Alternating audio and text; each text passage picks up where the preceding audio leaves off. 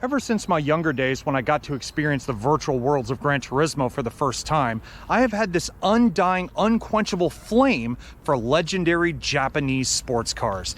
And a lot of us know who the icons are, right? Toyota Supra, Nissan Skyline, and even slightly lesser known ones like the Mitsubishi 3000 GT.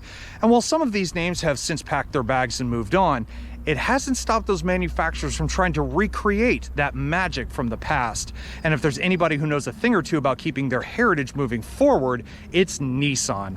Now, we all know about Godzilla, right? The R35 GT-R and every other generation that's come before has solidified itself within the pages of Japanese automotive lore. But there's always been another sports car in Nissan's arsenal that sort of lived in good old Zilla's shadow. And while I admit not every generation of it has truly captured my full attention, thanks to that same retrospective mindset here in 2024, I think it finally has.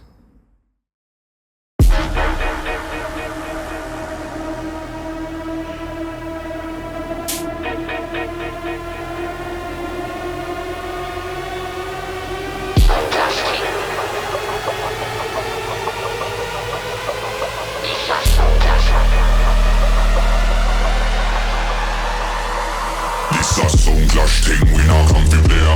The rhythm and me style ramp ting, pumping up the bass. You rise, charcoal, make a fire blaze. Pull up my selector, hold tight.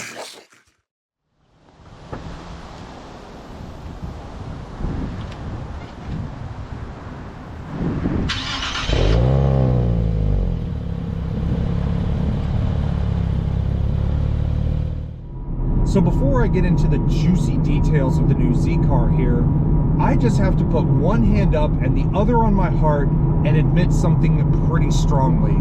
I was completely wrong with all of my preconceived notions about what I thought the new Z might turn out to be. You know, when I first heard that Nissan was taking a bit more of a retrospective attitude towards building a new model for the Z's lineage, I was a bit skeptical, primarily because I'd seen a lot of other manufacturers taking their classic names and bringing them into the modern age, and then having them turn out to be complete and utter flops. And then when Nissan released photos of the Z prototype back in 2020, I was still a bit skeptical, but I was growing more kind of warmed up to the idea that, you know, maybe Nissan is onto something here. But now that Nissan has bellied up and sent me a brand new Z car to drive for an extended period of time, I have fallen in love with this car. And it's even better knowing that Nissan sent me a Nismo Z as my first ever taste of driving the new Z in general. And it's such an extreme car that it's like thinking that getting over your fear of heights requires you to go skydiving from 15,000 feet in order to accomplish such a fear. This is the king of all the Z cars, and you can feel it from the moment you start driving it, particularly in the suspension area, and definitely how your body sort of reacts to the way this car drives, because the Nismo is so focused on being a more high-performance track-focused car, because Nismo obviously stands for Nissan Motorsports, that using this car as a daily driver, it's only for some. It really is not for everyone, because the Nismo suspension is incredibly taut and incredibly firm. But I've noticed that as I've driven this car over a few days and sort of accustomed myself to it, it's really not as bad as you think. It sort of settles out in a way. I guess it is more of a game of mind over matter, so to speak.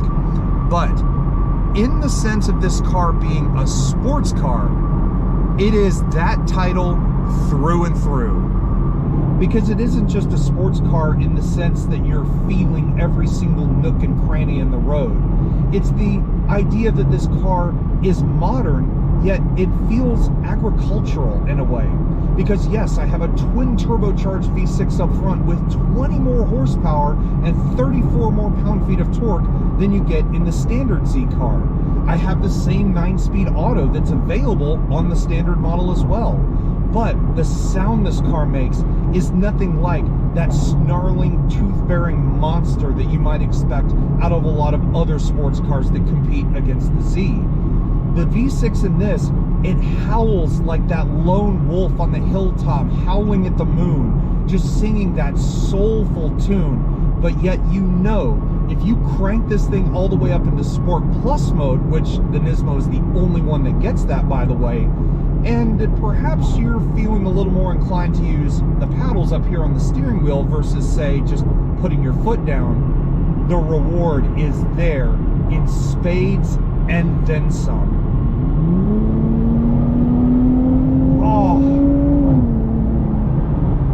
Oh, that sound. It's this beautiful wail that you get that only a Nissan VR-V6 could create. I can't think of another 6-cylinder engine car that sounds just so passionate like this does. I will say, however, I think the exhaust is a little bit on the muted side. It kind of suffers from the same issue as Godzilla. Not so much the old Godzilla, but the modern one. It's more a little too quiet. It needs a little something extra. Maybe Nismo should have worked on that just as much as, well, the rest of the car.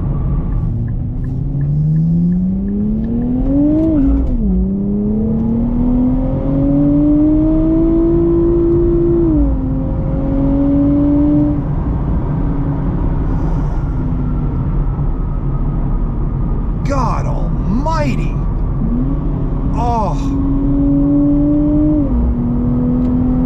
Oh, that sound, it just... Ooh.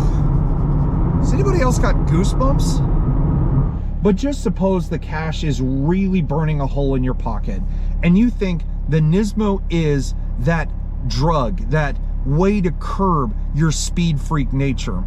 And while the normal Z, I would say, is a great buy at about $50,000 to $52,000 for something like a well-loaded Z Performance, the Nismo, on the other hand, is a bit out there.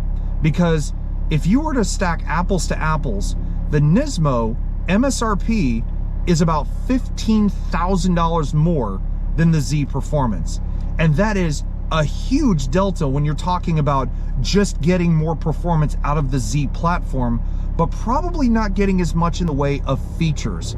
To be specific, the one I'm sitting in right now, with the few little options that it has, rings in at over $68,000. So almost 70 grand for a car that is bred more for the track and less to be something that is a bit of an in-between.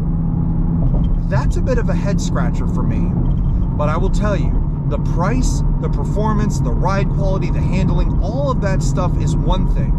But a sports car to me isn't a sports car unless it really looks the part.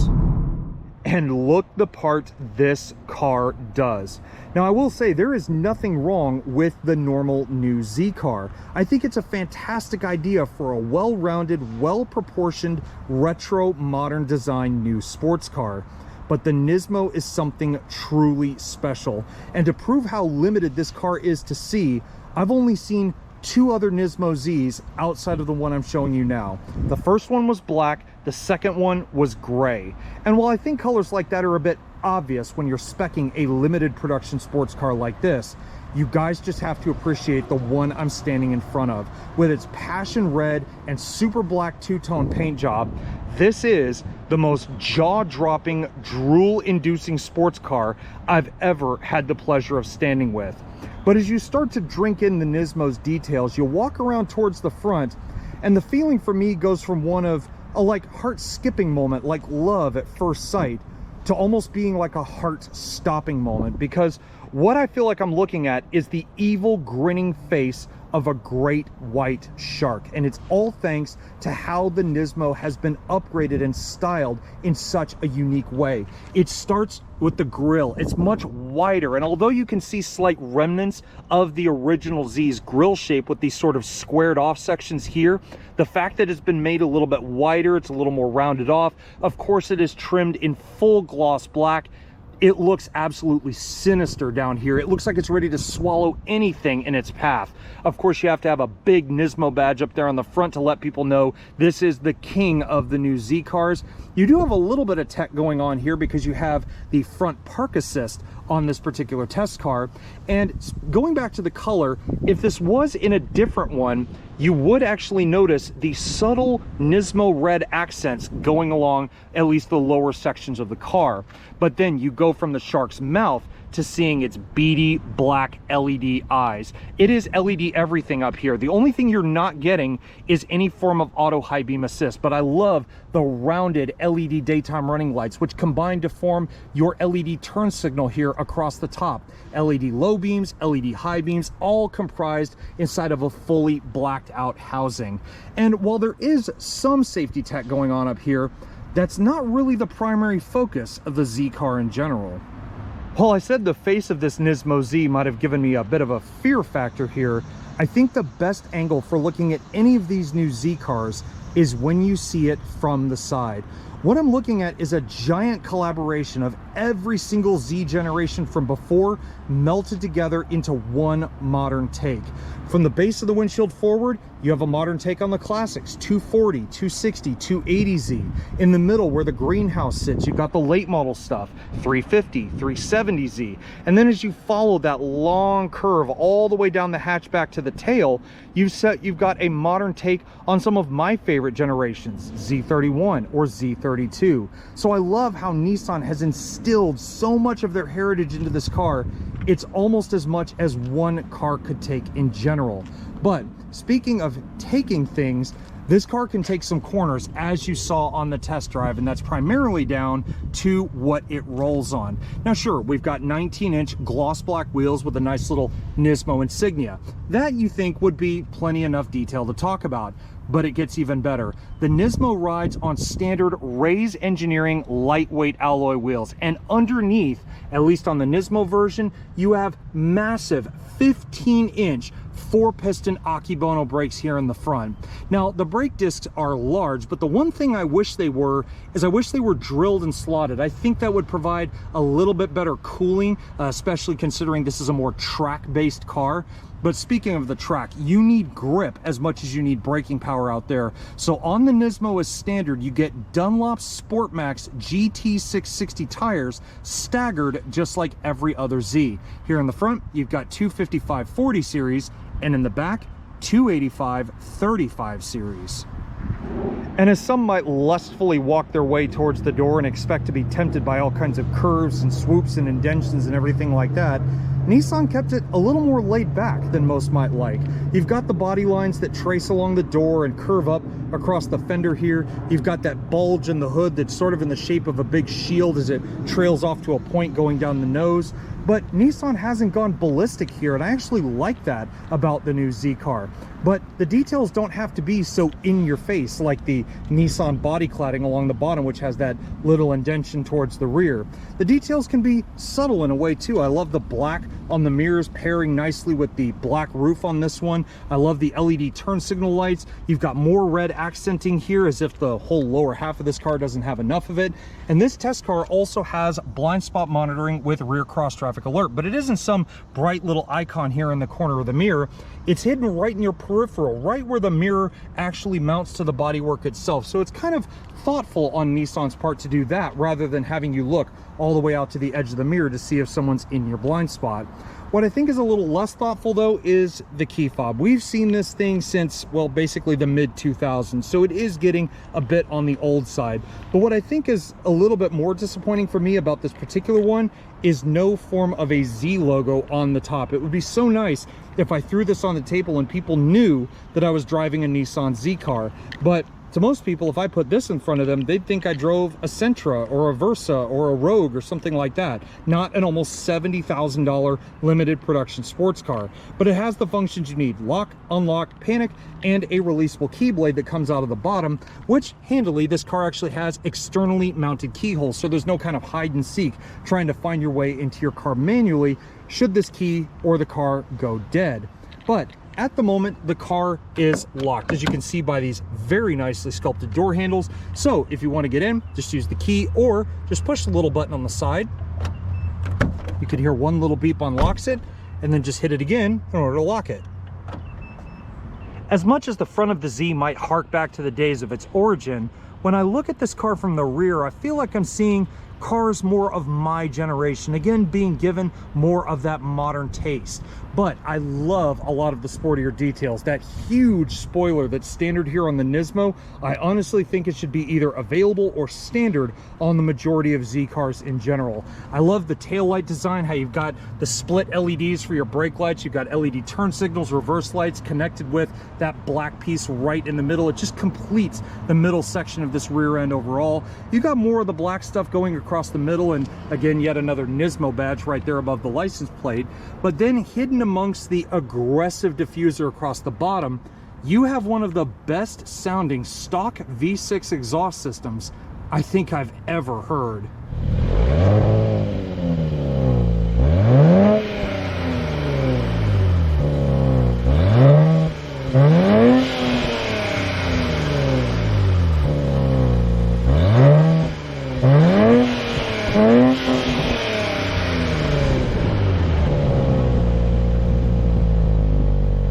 Now, while the Z has always been an out-and-out sports car from the beginning, Nissan hasn't forgotten that back in its day, it was also a very practical sports car at the same time. So for this new one, you reach in the bottom of the Nissan logo, find the trunk release, pop open the hatch, and while it looks visually like a pretty sizable amount of space here, on paper, it sounds absolutely woeful. 6.9 cubic feet of usable cargo space here behind that giant silver crossbar you see up behind the seats.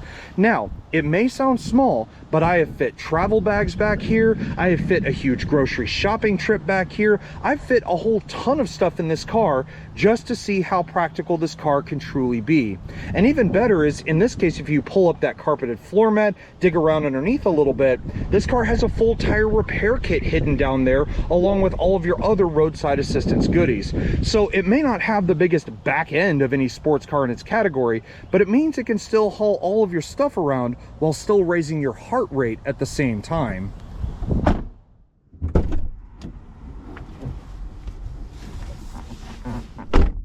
Now, while it's easy to see the company flexing its heritage muscles and prowess all over the outside of this car, when you're in the new Z, Nismo or not, you do feel a lot closer to the track than you might think. But the Nismo really brings that into effect, and it starts with its standard Recaro bucket seats. I love how these things look. They feel like I'm sitting in a GT race car rather than a $70,000 street-based sports car. This one's got the red leather in the middle, the black Alcantara to break it up, the black leather bolsters on each side, and you even have the harness hoops that go through each one as well. So if perhaps you want to put a harness in your Nismo Z, at least you know they've already done half the work for you. But aside from the fact they don't have any power adjustments, which I could care less about that anyway, you notice when you look in front of you, the steering wheel has been given the exact same treatment. So you have the Alcantara on the sides, leather at the top and bottom, including the little red leather stripe up there as well. You have all the buttons you could want, just the basics, cruise control, Bluetooth, multimedia, and more. But then the fun stuff comes into play. I have these paddles on the back with the most authoritative pull to them when you want to use them. And supposedly, those have been modeled off of the current gen GT-R. So there is a little bit of Godzilla influence going on in here. But then look up just a bit more and you have a full digital gauge cluster.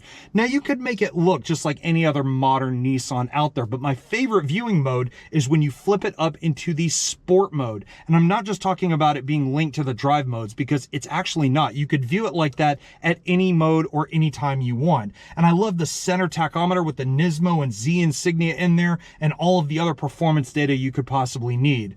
But then when your focus shifts towards the middle, well, you have things like the triple gauge pod up at the top of the dash, a hark back to many a Z car, with this one having its turbo boost pressure, turbo speed, and voltage all faced directly at your eyeballs.